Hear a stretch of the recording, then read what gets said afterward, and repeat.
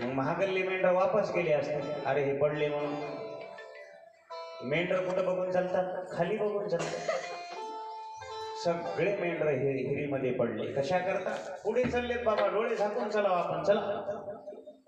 पुढले माणसं आपले विश्वासू आहेत, चला त्यांच्या माग. सगळं आपला सगळ्यांचं अधःपतन अशाच प्रकारे व्हायला लागलेलं आहे. विचार नाही, आचार नाही, धर्म नाही, काही नाही, सगळा देखावा चाललेला आहे.